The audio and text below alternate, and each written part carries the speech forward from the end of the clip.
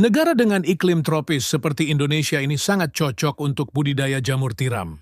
Cara budidaya jamur tiram cukup mudah dan modalnya pun tidak begitu banyak. Bagian yang paling sulit saat ini untuk budidaya jamur tiram adalah membuat baglok, yakni media tanam yang sudah berisi bibit jamur. Namun gak perlu khawatir jika Anda baru pertama kali terjun di dunia jamur tiram, sementara untuk urusan baglok yang sudah siap tumbuh, bisa pergi ke orang lain terlebih dulu. Lambat waktu jika usaha budidaya jamur tiram sudah mulai berkembang. Cobalah untuk membuat baglok sendiri. Nah, langsung saja inilah beberapa persiapan dan cara budidaya jamur tiram versi Jamur Ganteng Official. Yang pertama, menyiapkan kumbung. Kumbung ialah semacam rumah untuk jamur, yakni tempat untuk manaruk dan merawat baglok hingga tumbuh jamur siap panen. Di dalam kumbung tersebut terdapat rak yang bertingkat, biasanya terbuat dari kayu atau bambu, dindingnya bisa menggunakan papan atau paranet. Dan pada bagian atap menggunakan genteng, jangan menggunakan seng atau asbes yang mudah mendatangkan panas. Bagian lantai sebaiknya dibiarkan menggunakan tanah, agar saat terkena air mudah meresap. Sedangkan untuk ukuran rak, bisa Anda sesuai sendiri tergantung ukuran kumbung dan baglok yang akan dibudidaya. Namun idealnya ketinggian ruang sebaiknya tidak kurang dari 40 cm. Rak bisa dibuat 2 hingga 3 tingkat lebar. Rak 40 cm dan panjang setiap ruas rak 1 meter. Setiap ruas rak bisa memuat 70 hingga 80 baglok. Kemudian menyiapkan baglok. Perlu kalian tahu, kualitas baglok yang bagus sangat mempengaruhi pertumbuhan dari jamur itu sendiri. Baglok ialah media tanam untuk meletakkan bibit jamur yang terbuat dari serbuk gergaji. Serbuk kayu tersebut dimasukkan ke dalam plastik berbentuk silinder dan pada ujung plastik diberi lubang, di mana lubang tersebut nantinya jamur tiram akan tumbuh keluar. Saat ini baglok jamur tiram YJ berbobot 1 kg dijual, kisaran harga 3.000. Cara merawat baglok.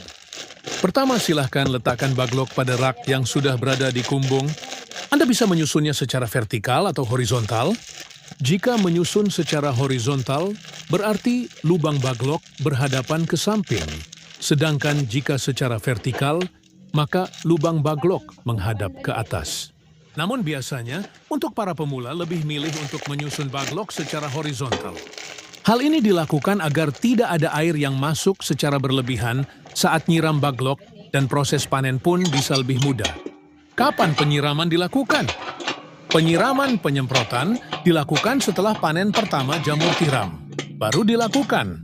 Penyiraman biasanya dilakukan sebanyak 3 kali dalam sehari. Lakukan penyiraman dengan sprayer atau sistem kabut frekuensi. Penyiraman 2-3 kali dalam sehari tergantung suhu dan kelembaban kumbung. Proses panen.